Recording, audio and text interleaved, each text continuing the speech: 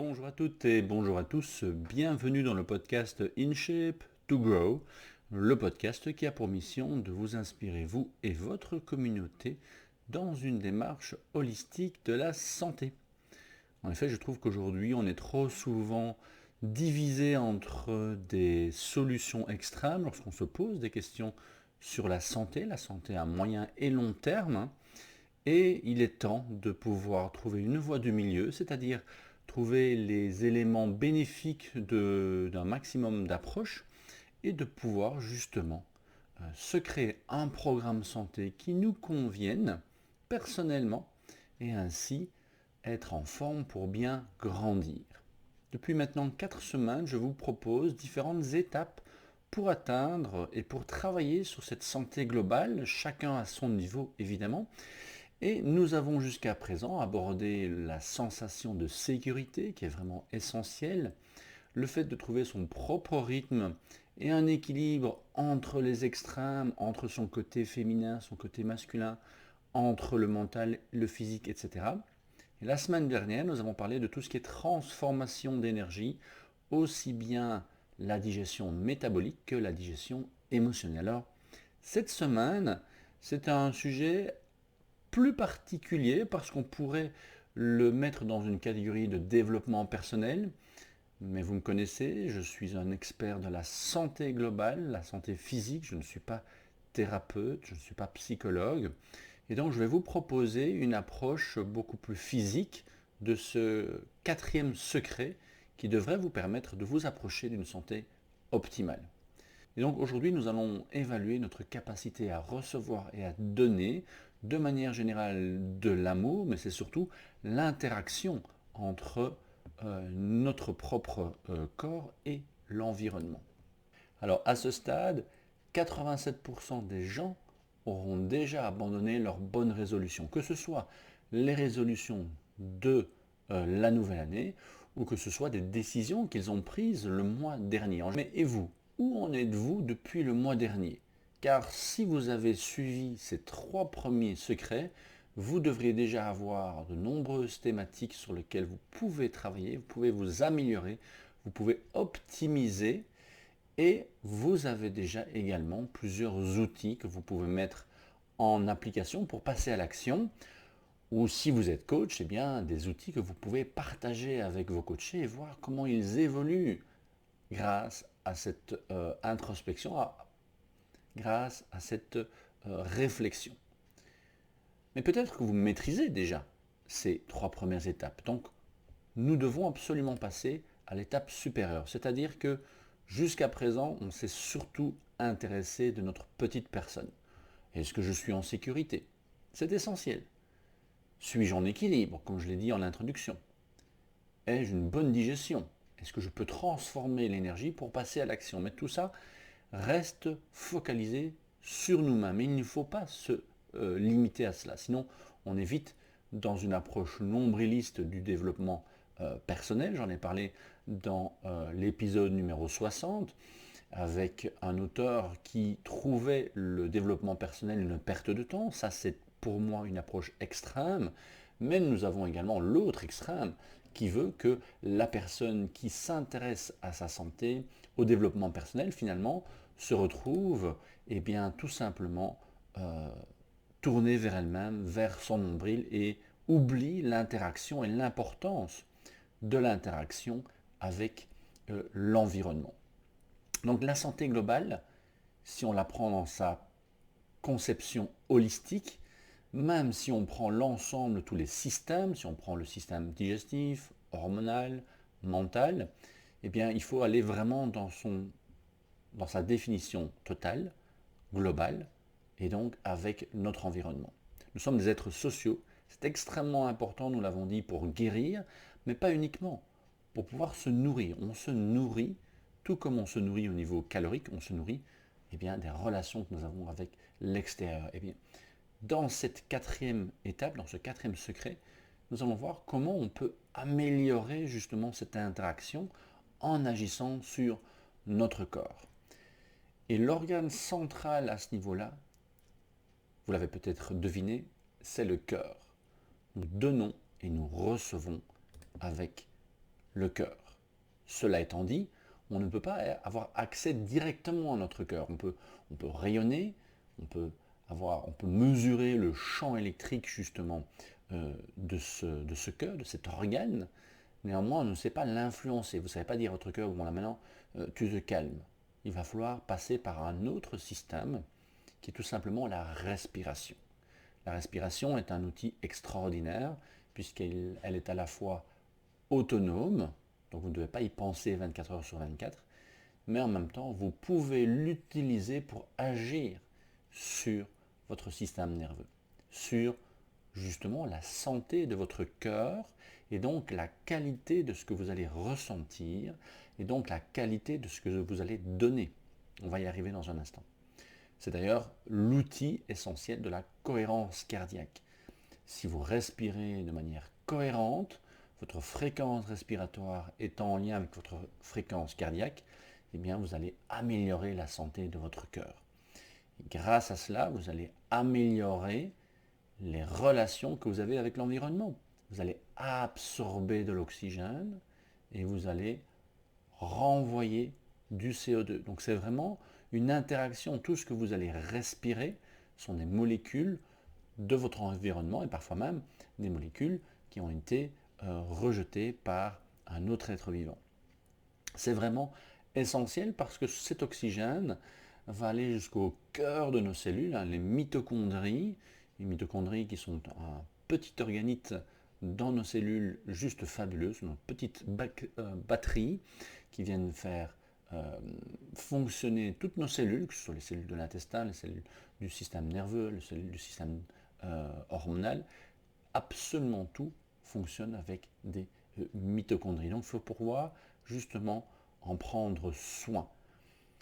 Et dans ce système respiratoire, nous avons bien évidemment le diaphragme. Alors le diaphragme est vraiment intéressant puisque c'est un muscle qui se trouve entre la partie supérieure et la partie inférieure du corps. Ça permet d'avoir une bonne relation entre les deux. Ça masse le système digestif lorsque nous inspirons, lorsque le diaphragme se contracte, il redescend.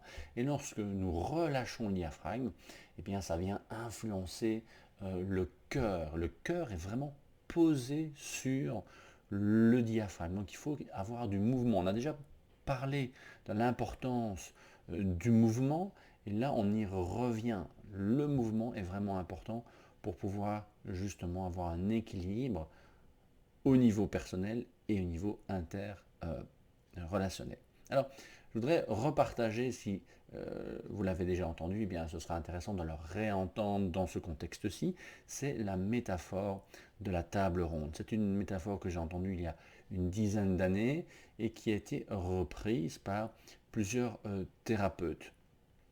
Cette métaphore montre que finalement, l'histoire des chevaliers, des 12 chevaliers de la table ronde, ce sont 12 chevaliers qui partent à la quête extérieure du Saint Graal, contenant le sang du Christ, selon la légende, et ce sang peut donner la vie éternelle. Mais en fait, c'est une métaphore, c'est ce que nous n'avons pas compris lorsque l'on écoute cette légende de manière très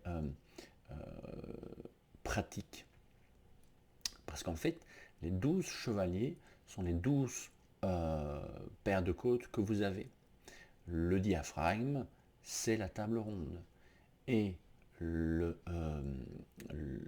Saint Graal, c'est votre cœur. Si vous regardez eh bien, le cœur au niveau anatomique, vous avez le cœur qui est suspendu avec des ligaments. Si vous retournez cette image, eh bien, ça fait un peu comme un Graal contenant le sang de la vie éternelle, c'est-à-dire votre sang. Donc, cette quête extérieure étant finalement une quête intérieure. Et si vous arrivez à entretenir la qualité de vos émotions, la qualité de votre cœur, eh bien vous allez évidemment pouvoir avoir une meilleure relation avec l'extérieur. Donc au lieu d'aller vers l'extérieur, travaillons sur nos propres émotions parce que en parallèle, ces émotions, vous le savez, vous allez les rayonner. Et nous y reviendrons dans un instant. Mais Pour terminer sur cette métaphore, je me réfère au travail de Jean-Pierre Chamodeau, qui est un ostéopathe et qui est à la base de la création d'une technique, la libération holographique du cœur, et qui observe d'un point de vue mécanique que les personnes qui n'expriment pas leurs émotions et qui ont gardé leurs émotions, eh bien, ont toute une série de ligaments et de tendons autour du cœur qui resserrent le cœur et qui peut justement augmenter la pression sur le cœur, la pression également artérielle et créer toute une série de déséquilibres. Et qu'en libérant ces ligaments au niveau ostéopathique, ces fascias autour du cœur, on libère le cœur et avec un travail mental, on va pouvoir justement mieux libérer ses émotions et libérer ce que l'on va finalement rayonner. Donc je vous invite à aller voir un petit peu ces vidéos. C'est un ostéopathe français qui habite à la frontière suisse si vous êtes en Europe. Et donc, cette respiration, eh bien, elle est en lien avec les 3 premières étapes que nous avons décrites depuis ces derniers épisodes. Si la respiration est trop haute, trop rapide, voir si elle se bloque, certaines personnes, lorsqu'elles réfléchissent, elles vont être en apnée, eh bien, ça peut être en lien avec un problème d'insécurité, on l'a vu, avec la peur.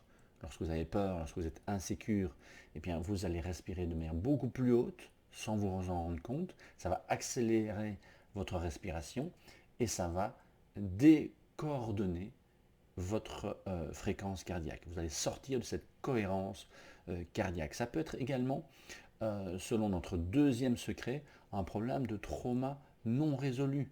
Un blocage entre la réalité du corps et ce que l'esprit comprend. Donc on peut très bien avoir un trauma ancien que le corps a gardé et qu'il répète finalement, il envoie ce message au mental qui crée cette anxiété. C'est en résolvant l'interprétation du trauma à travers le travail du corps que vous allez pouvoir libérer l'esprit et sortir d'une anxiété au quotidien et avoir cette nouvelle énergie créatrice que nous avons écrit dans le deuxième épisode. Ou c'est également le problème d'un manque de confiance en soi, qui peut évidemment dépendre des 2 premières étapes, de cette transformation de l'énergie entre un événement et ce que l'on veut faire passer à l'action. C'est l'inverse, rappelez-vous, la transformation de l'énergie est à l'opposé de la situation de freeze, de stagnation que nous avons mis en relation avec la digestion calorique. Or, nous avons terminé la semaine dernière, lors du dernier épisode, par cette information importante que le corps, heureusement, fonctionne dans les 2 sens. On a dit que en agissant sur la digestion, on pouvait agir sur le mental, et qu'en agissant sur le mental, on pouvait agir sur la digestion, puisqu'en mastiquant plus longtemps, vous améliorez la digestion, en améliorant la digestion, vous avez une meilleure transformation d'énergie, et en ayant une meilleure transformation d'énergie, vous pouvez plus facilement penser. C'est un cercle vicieux, mais il faut prendre le temps un moment de casser ce cercle vicieux. La qualité de notre respiration et de nos échanges avec l'environnement pourra donc également venir soutenir dans une relation bidirectionnelle les 3 étapes, les 3 secrets que nous avons déjà échangés. Retrouver un sentiment de sécurité par une respiration lente et profonde. Vous ne pouvez pas être sous stress si vous respirez lentement et profondément. Donc si à un moment vous prenez conscience de cette respiration qui est trop rapide, vous dites stop, je m'arrête, je prends du recul, je respire profondément. Avec le temps, le réentraînement, vous allez pouvoir vous rassurer. Ça n'est pas tout. Évidemment, il y a tout un travail thérapeutique qui peut être nécessaire. Ça sort de mon expertise. Ce qui est important, c'est de travailler sur le corps, comme je le répète souvent avec mon mantra, être en forme pour bien grandir. Si vous êtes avec plus d'énergie, une meilleure transformation d'énergie, une meilleure respiration, une meilleure relation entre le corps et l'esprit, avec le yoga, le tai chi, c'est notre étape numéro 2, eh bien vous allez avoir plus d'énergie pour grandir et affronter éventuellement un trauma, affronter une insécurité, affronter une procrastination. Et donc, avec une meilleure respiration, 3e étape, vous allez améliorer la digestion, comme je l'ai dit. Le simple fait de prendre conscience et de respirer calmement avant de manger permettra justement de mieux digérer. Un exercice très simple, justement pour enrayer ce petit vélo, cette anxiété, ce stress qui peut venir, c'est une respiration en 2 temps et une longue expiration. Donc c'est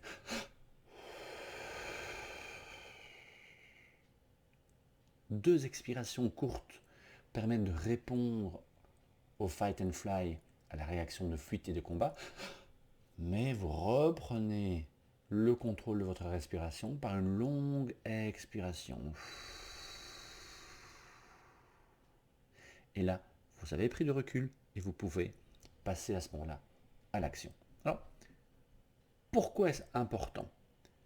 Tout simplement, je faisais déjà une référence tout à l'heure, les émotions que vous allez ressentir seront les émotions que vous allez partager.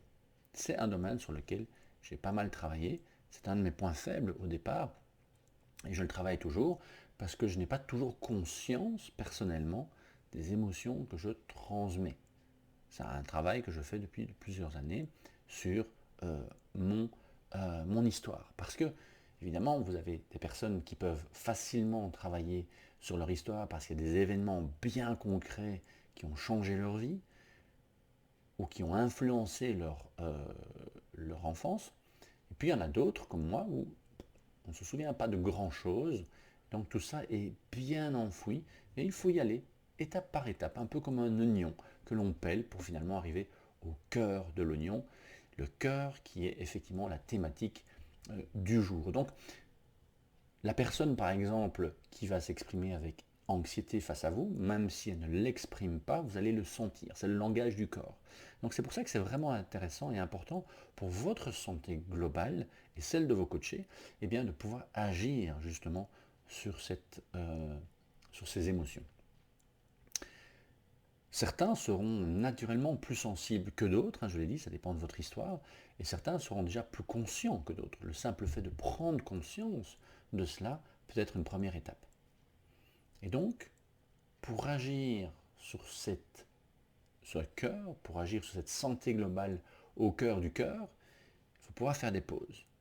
Il faut pouvoir se centrer, on revient sur les 3 premières étapes, sécurité, équilibre, digestion. Et puis on va écouter son cœur et agir en conséquence, raisonnablement. Donc quand on écoute son cœur, il faut pouvoir prendre du recul. Ce n'est pas agir par passion, ce n'est pas agir dans l'émotionnel, c'est agir par rapport au cœur. Et pour ça, pour avoir accès au cœur, il faut pouvoir faire une pause et agir avec honneur et non fierté. Ça, c'est vraiment quelque chose que j'ai appris en écoutant les podcasts et les interventions de Philippe Folsom, qui est un anthropologue. Agir avec honneur et non fierté. Donc, si dans votre entourage, il y a une relation qui ne vous est pas favorable, qui est déséquilibrée, au lieu d'agir avec fierté, de dire les 4 vérités à la personne et de créer des tensions et un malaise, eh bien simplement, laissez aller, laissez cette relation se développer et peut-être cette personne s'éloigner petit à petit parce qu'en étant cohérent avec votre cœur, vos besoins, votre sens, le sens que vous mettez dans votre quotidien, eh bien ça va se résoudre et cette personne va s'éloigner naturellement. Mais pour ça, il faut pouvoir se sentir en sécurité, équilibré et avoir une bonne digestion. Pas besoin de faire spécialement des thérapies pendant 10 ans pour chacune de ces relations. Bien sûr que certaines personnes vont avoir besoin de travailler sur certains points. Ici, je parle simplement de quelque chose de tout à fait spontané que vous pouvez mettre en place dès demain. Alors, pour vous y aider justement et revenir sur les sensations du corps, je vous propose un deuxième exercice, c'est l'exercice de l'attitude de respiration. Vous allez simplement, une fois que vous avez fait votre pause, donc vous êtes sorti de cette anxiété, de cette réaction de stress, de fuite et de combat, vous vous centrez, vous allez placer les mains au niveau du cœur et vous allez simplement vous concentrer sur l'émotion que vous ressentez et la modifier, changer cette émotion vers une émotion qui est beaucoup plus positive. Donc si vous avez par exemple de la frustration ou de la colère envers une personne, parce qu'elle n'est pas comme vous aimeriez qu'elle soit, eh bien vous allez simplement transformer cette émotion en gratitude, par exemple, d'avoir rencontré cette personne et d'avoir appris certaines choses. On peut toujours, avec le recul, apprendre et être en gratitude avec un bon événement ou une leçon que l'on a appris de cette personne et laisser le temps faire le reste.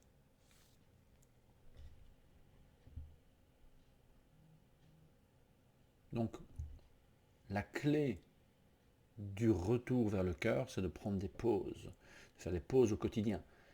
Pauses au quotidien pour trouver un sens dans les actions que vous posez au quotidien, je disais, chaque jour. Donc au niveau de la santé, quel est le sens que vous mettez dans les efforts et dans votre santé?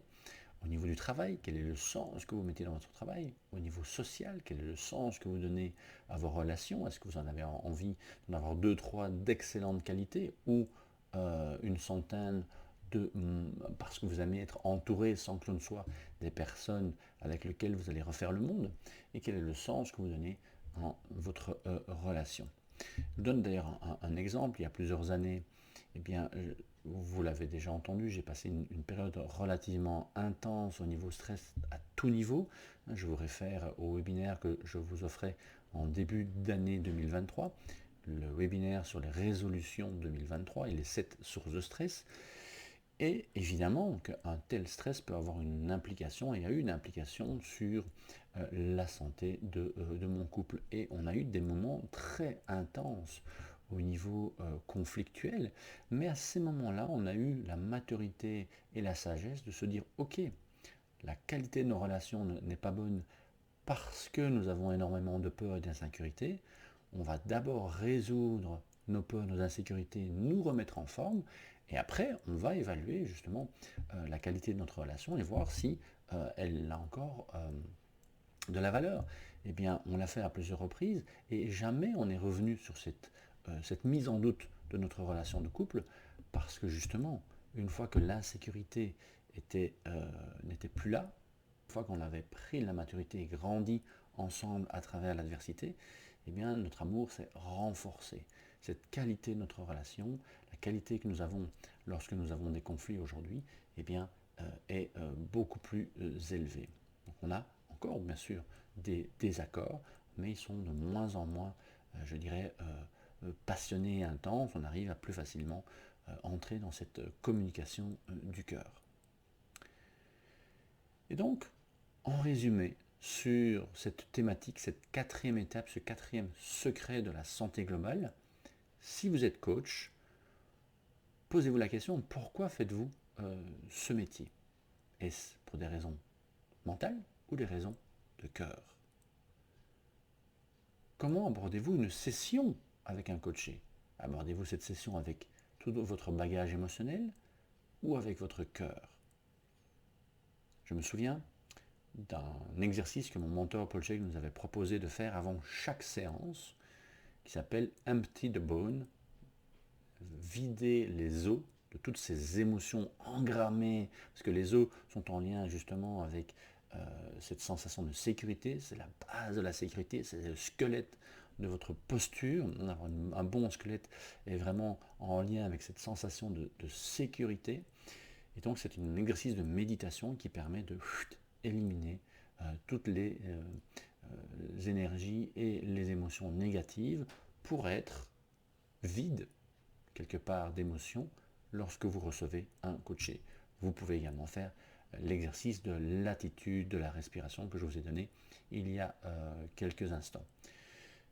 Dans mes thérapeutes, j'en ai un à Bruxelles qui est exceptionnel parce que lui, entre chacun de ses patients, eh bien, il va faire sa méditation qui peut durer 5, 10, 15, 20 minutes selon l'importance de ce qu'il a dû travailler avec le patient précédent.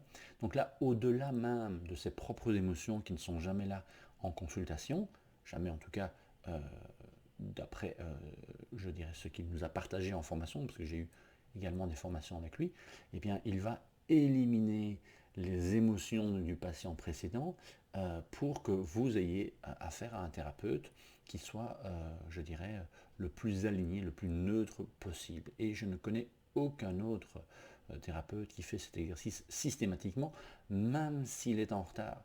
Donc imaginez, il est en retard, vous voyez le patient précédent qui quitte son cabinet 10 minutes après l'heure, vous pensez rentrer et dit j'arrive dans un instant et il ne revient que 10 minutes, un quart d'heure plus tard.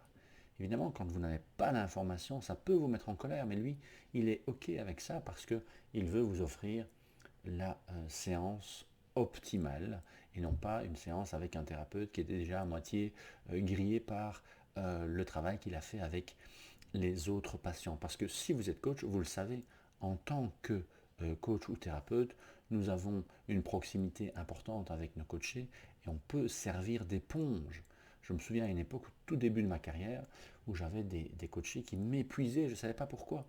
Je donnais énormément de ma personne et finalement je me retrouvais épuisé après une heure de coaching. Ça ne peut plus arriver lorsque vous travaillez justement sur cette quatrième étape de la santé globale.